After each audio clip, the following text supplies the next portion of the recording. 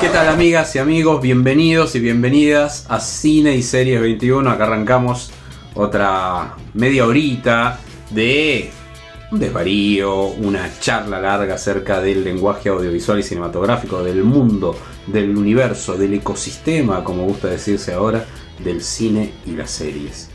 Y hoy venimos de especial, pero no digo más nada. Los invito a que se distiendan y vean lo que tenemos preparado para el día de hoy.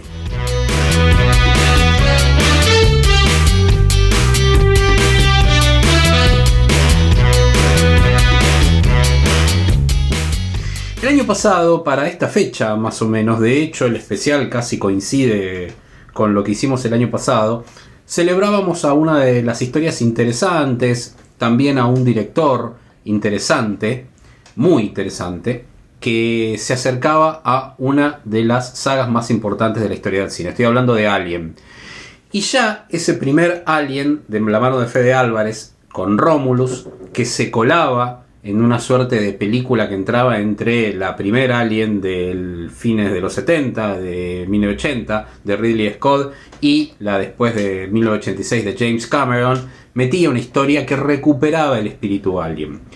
Y realizamos un especial respecto de eso. Bueno, Disney sigue explotando la saga y esta semana, concretamente el día que estamos en el estreno de este programa, se estrena una nueva Alien, Alien Earth, que viene a modo precuela de aquella de 1979 de el señor Ridley Scott, también con producción de Scott, bueno, y detrás el director y showrunner Noah Hawley, que llevó adelante cosas interesantísimas como Fargo, por ejemplo, y que hasta ahora no viene desilusionando con nada de lo que lleva adelante. Creo que es el gran Vince Gilligan, el de Breaking Bad, quizás no a esa altura, pero bueno, viene como siendo el gran Vince Gilligan de estos últimos años, con que producto que toma lo lleva adelante de una manera muy pero muy interesante. Así que vamos a aprovechar este especial de Alien primero para volver sobre Romulus, que se puede ver precisamente en Disney Plus. Y vamos a ubicarnos porque Disney apuesta a toda una puesta en escena para presentar estos productos al año pasado, cuando fuimos a Uruguay y estuvimos cubriendo la presentación en un set muy bonito ahí en el centro de Montevideo. Y nos venimos a Montevideo con Cine y Series 21 para la presentación de Alien. Sí, vamos a estar participando primero de un Q&A con el director. Y ahora estamos con todos los periodistas, miren, en el shopping de Montevideo, en el cine, se hizo una instalación y acá va a comenzar el show de presentación de la nueva Alien. Cine y Series 21 presente, acá, en lo que se viene con Alien. Hola. Hola. Pablo Manzotti.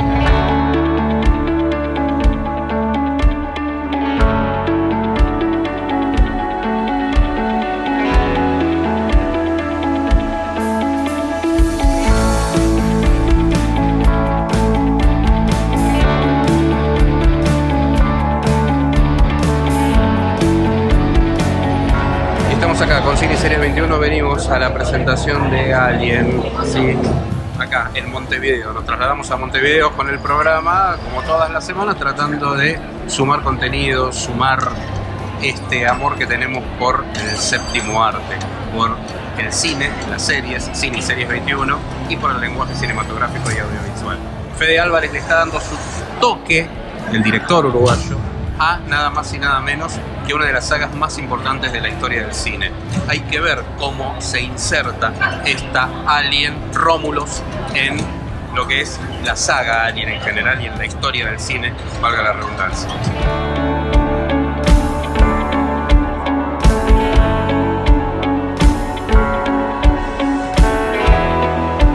Cine y Series 21, acá, para Alien Romulus, en Montevideo.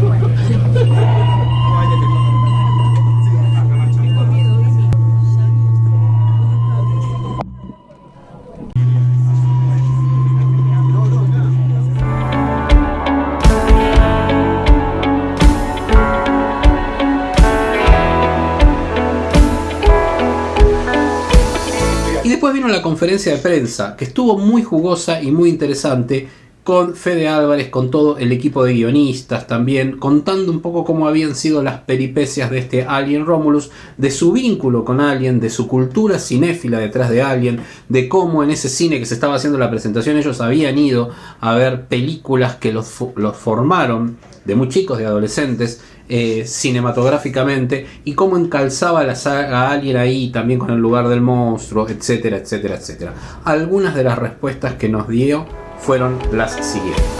El director, productor y guionista de Alien Romulus, el señor Fede Álvarez.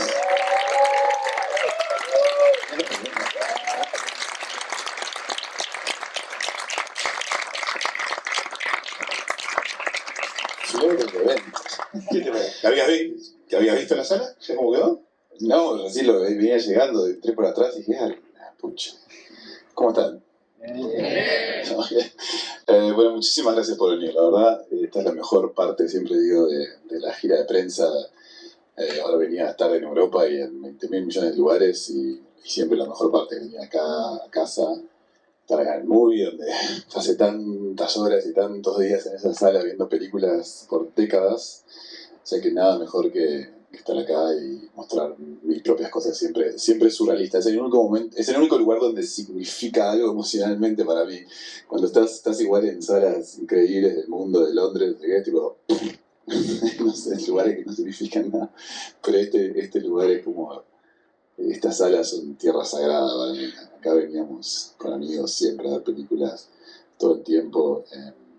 La gente sabe la historia que conté una vez y me dijeron no la cuentes más, pero es verdad, es que nos ganamos una entrada gratis al cine cuando teníamos tipo 16 años o algo así, y en esa época recién con uno de los talentos que usé para hacer efectos especiales en la vida, en ese momento lo que sabía era usar Photoshop, que nadie sabía, y logré borrarle el nombre de la película, el talón que me habían dado en la radio, y con eso las imprimíamos y con mis amigos escribíamos cualquier película que queríamos ver y veníamos gratis al cine, eso toda la gente del cine. No fue muchos años, fueron unos pocos años porque después, que creo que fue al revés, de hecho, después cambiaron la entrada y nos mataron, pero bueno, hubo 2 años donde mis amigos y yo veníamos a ver cualquier película que queríamos gratis al cine. Por eso vengo a promocionar las películas para devolver el dinero al cine. Porque esta es una franquicia muy potente y que obviamente por varias generaciones está inserta en la memoria emotiva de los cinéfilos. ¿Cuál fue, si tenemos que contar un poco la película de Fede y de Rodo, ¿no? ¿Cuál fue su primer acercamiento a Alien y a Aliens? Porque para la generación VHS posiblemente incluso nos puede haber llegado casi que al mismo tiempo. ¿Fue videoclub? ¿Fue televisión abierta? Te digo, mira, hace tiempo, porque obviamente me hacen esa pregunta en muchos lados que voy, ¿cuándo la viste por primera vez y eso? Yo creo obviamente que probablemente vi Aliens antes que Alien, porque por la época, ¿no? Porque tenía obviamente un año cuando salió Alien. Y Aliens probablemente tuvo un círculo, estaba en el circuito de VHS en los últimos, a los 80, al final de los 80, por ahí. Y de los 90, porque venía Alien 3, de haber como un empuje de Aliens en VHS y en la tele. Entonces, y yo la había agarrado ahí, porque yo en los 90 tenía 12 años, o sea, recién cuando empezás a querer ver esas cosas. O sea, yo creo que una de las primeras memorias que tengo, de hecho, es como estar en la casa de Rodo. Yo tenía una banda de heavy metal con el hermano de Rodo, cuando así lo conocimos acá, y me acuerdo de ir a tu casa. Y viste que el fanatismo a veces se contagia porque hay un amigo que es re fan, que hay gente que es re fan, entonces te contagia a vos el fanatismo, ¿viste? Y yo me habían copado seguramente, y yo creo que ya la había visto en ese momento, pero me acuerdo de ir a tu casa y que vos y tu hermano estaban enfermos mentales con Aliens, tipo ahí en Albo, en el edificio de Albo, hablando de eso, tipo como locos, ¿no? Lo que pasa es que abajo había un videoclub, el de Raúl Valdés, que se llamaba, no me acuerdo cómo se llamaba, Raúl Valdés. Sí, estaba Sinur ahí abajo en Albo y el videoclub de Raúl Valdés. El edificio donde vivíamos, abajo estaba Raúl Valdés, entonces era ascensor y sacar películas. Y mi hermano, que es 4 años mayor que yo, era el que traía esas cosas, que no sé de dónde sacaba que existían, porque en aquella época yo qué sé. Y sí, la primera película trajo Aliens antes que Alien. Y era, mirá esto, tenés que ver esto, porque no sé qué, Y eso es un poco la clave también, a fin de cuentas, es lo que para mí la hace funcionar, y es que hay una definición que no me acuerdo que enseñaron acá en la facultad, que hablando de arte, decía cuando se combina lo mejor de lo clásico con lo mejor de lo nuevo, surge lo moderno. Una palabra que me encanta. Y es lo que espero, que la película sea moderna, no nostálgica, ni súper nueva de tecnología, nada, como moderno es una palabra muy linda.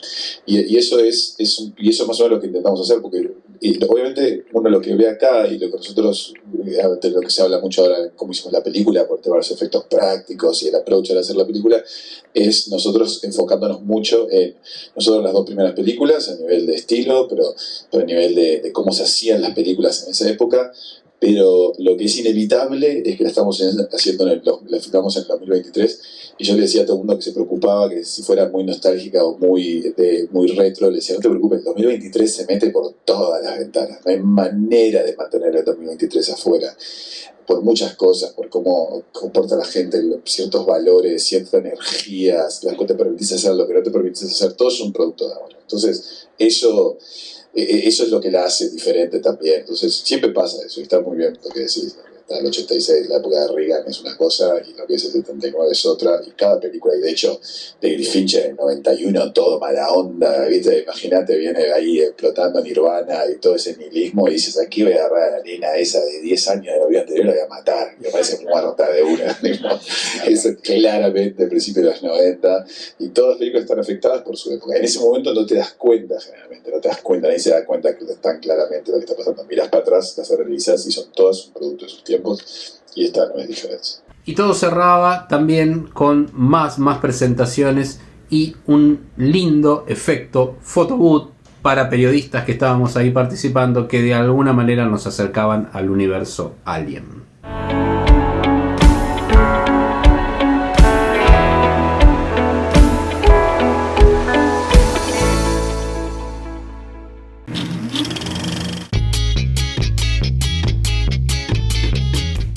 Y arrancamos el segundo bloque, el bloque central, y ahora sí, con el material nuevo. Y el material nuevo tiene que ver con Alien Earth. Alien Earth funciona como una precuela que es posterior a Prometheus y a Covenant, esas dos películas que realizó en este siglo Ridley Scott, y que de alguna manera hablaban de los orígenes y que unía a Depredador con Alien, y un poco se veía esa transformación genética que sufría una raza de la cual podría ser origen el mismísimo Alien, probablemente uno de los monstruos más celebrados de la historia del cine. Uno, si pone a Drácula, si se quiere, como monstruo, yo creo que está en otra categoría. Drácula, sí, Frankenstein probablemente sea el monstruo más importante de la historia del cine, pero ahí entra Alien en términos más modernos, si se quiere, y de la cual incluso de su concepto de visual en términos de diseño de H.R. Giger, bueno, todos tuvieron que tomar algo, todos los monstruos posteriores de la historia del cine tomaron algo del diseño de ese Alien, al punto de que quien no era muy cinéfilo le preguntaba a uno, bueno, pero ¿por qué todos los monstruos ahora se parecen a Alien? Bueno, ahí está la influencia de Alien en términos conceptuales de diseño de un monstruo moderno, un monstruo del fines del siglo XX. Dicho esto, vamos a ver cómo fue la presentación, el espacio, el slot que armó Disney, muy similar, un poco más reducido si se quiere, a lo que había preparado para la presentación en Montevideo, como Disney apuesta a esto para la presentación para la prensa. En este caso fue en el barrio de Chacarita, en Buenos Aires, en un espacio muy amplio, muy interesante, donde después pudimos ver el primer episodio de esta serie, que arranca y viene muy, pero muy bien.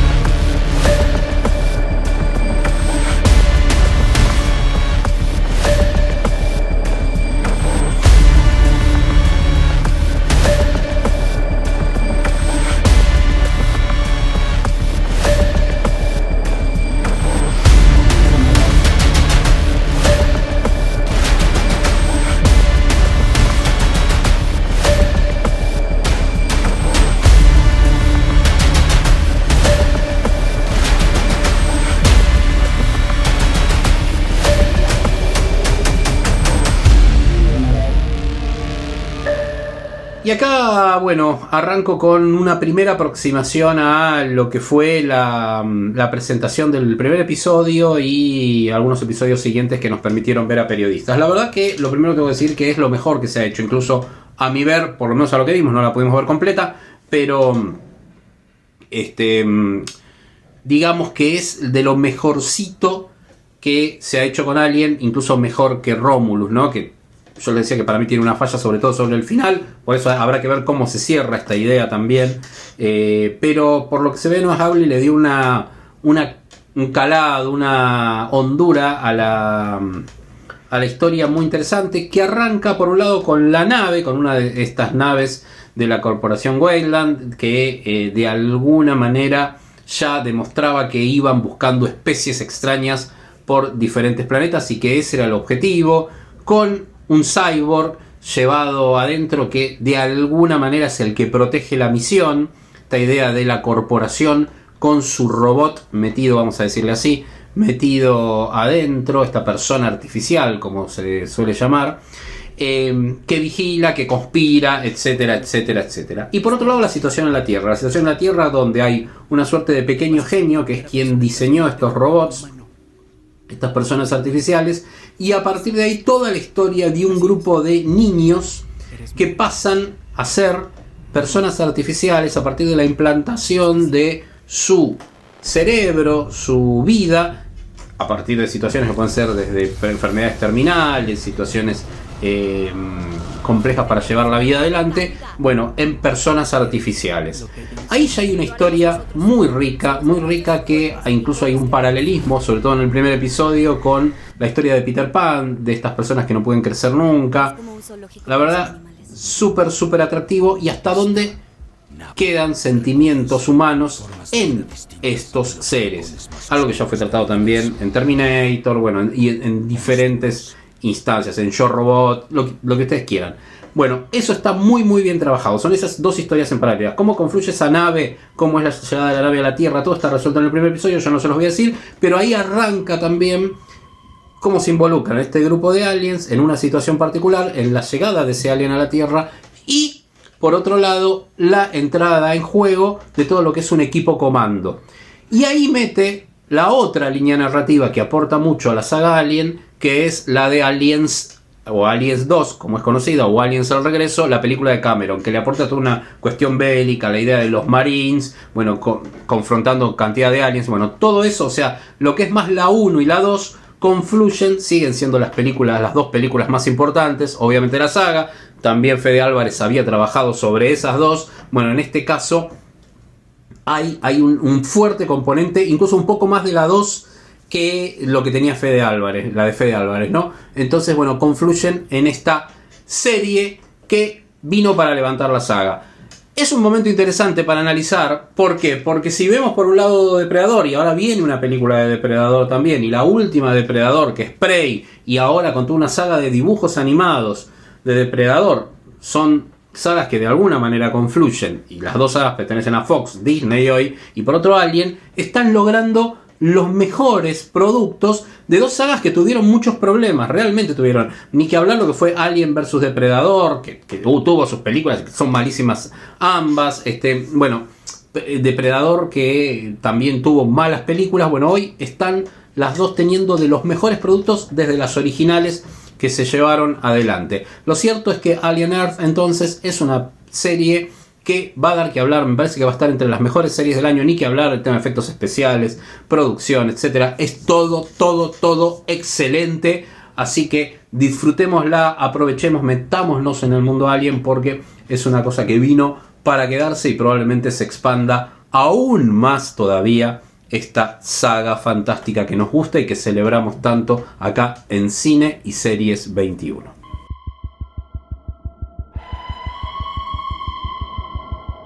Especies invasivas, depredadoras. Si no las confinamos, será muy tarde.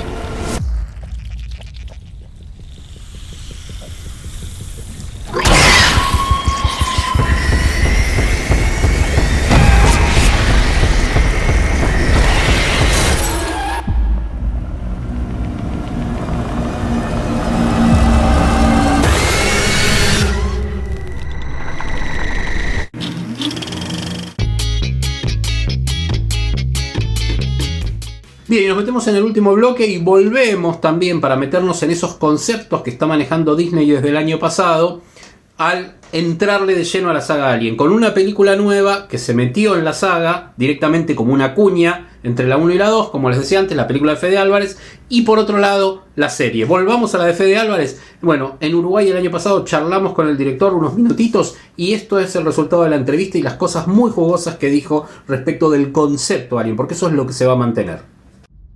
Are you sure you want to do this? Bueno, Fede, gracias y felicitaciones, obviamente. Querían empezar por el lado del casting. Hay algunas características particulares. Si bien en las dos primeras Alien todavía eran personajes muy jóvenes, acá como que se destaca una cosa cercana a la adolescencia o la posadolescencia, ¿no? Los inicios de la juventud. Contame un poco cómo fue eso. Bueno, hay varias razones. Una era el tema del terror, que siempre para mí es más efectivo cuando la gente es más joven. Es lo que tradicionalmente se hace y por una razón. Y después también yo creo que es porque hay una ambición en la historia de contar algo que trasciende el monstruo, ¿no? Donde queríamos escribir una historia que no dependiera de que el monstruo sea toda la historia, ¿no? De que simplemente gente sobreviviendo. Claro. Queríamos un cuento de ellos. Y generalmente los buenos cuentos implica una historia de crecimiento, implica un personaje que empieza en un lugar y a través de la experiencia por la que pasa, crece, cambia, aprende algo, se convierte en otra persona al final de la película.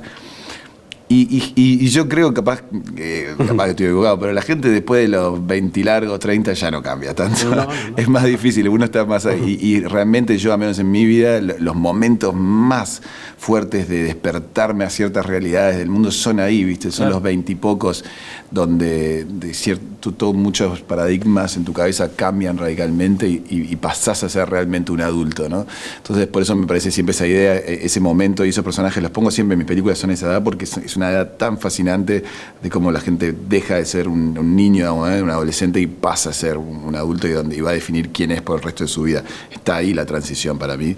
Entonces, esa es la edad ideal para mí para contar una historia muchas veces. Y si bien el cine excede el tema del tiempo, porque si no diríamos, bueno, Hitchcock se murió antes que yo naciera, no sé, una cosa así, pero esta generación de actores y actrices que tenés vos ahí están lejos del fenómeno Alien en términos icónicos como es para nosotros. ¿Cómo fue trabajar eso respecto de lo que iban a encarar?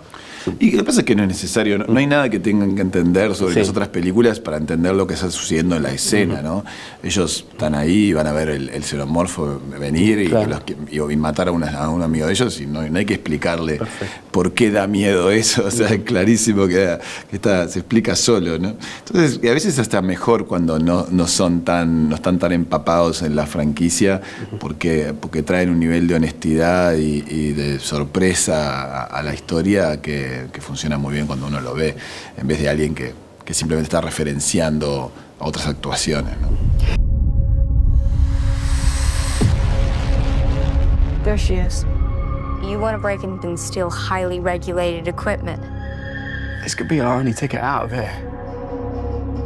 Should be in and out in 30 minutes.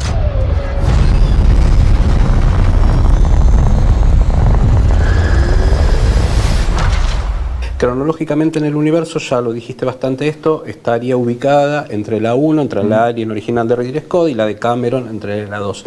¿Qué identidad, cómo la definirías vos, sin necesidad de ningún spoiler ni nada, tiene tu película en ese biombo, digamos? Yo creo que naturalmente cuando uno combina dos cosas, nace una tercera, ¿no?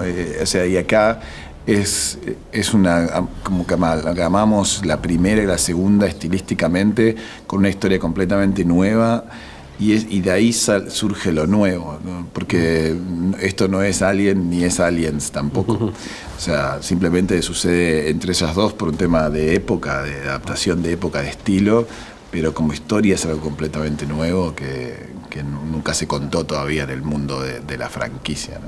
Ayer hablamos algo que me gustaría, lamentablemente te digo, y te agradezco desde ya que volvamos a hablar, porque lo hablamos en una cena que tuvimos, pero que me gustaría que contaras para el público cómo fue el tema de los animatronics y las dos empresas de animatronics y por qué, ¿no?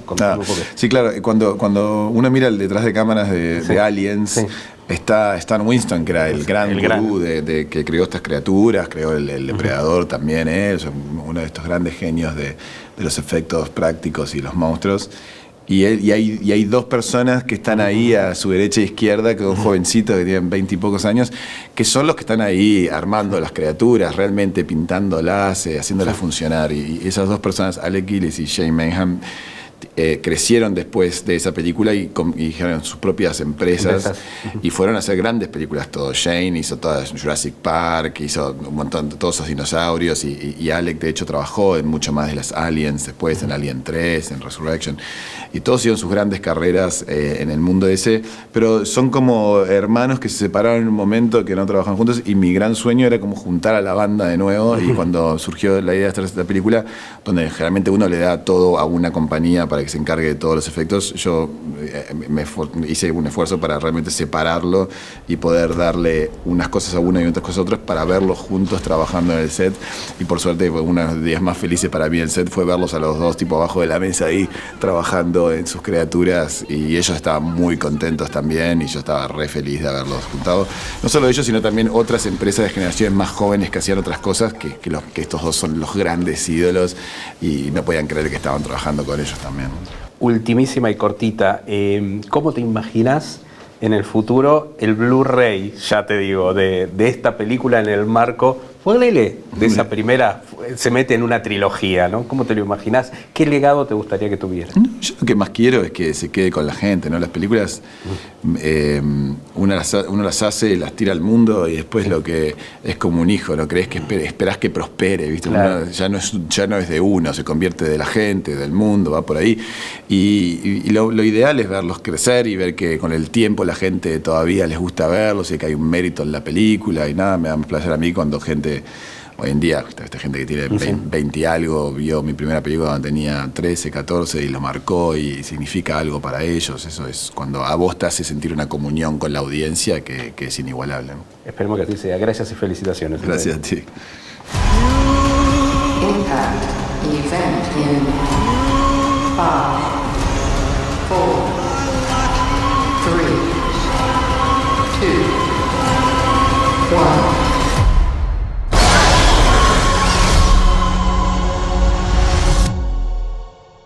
Y ahora sí, nos vamos a ir con grandes inicios de la historia del cine.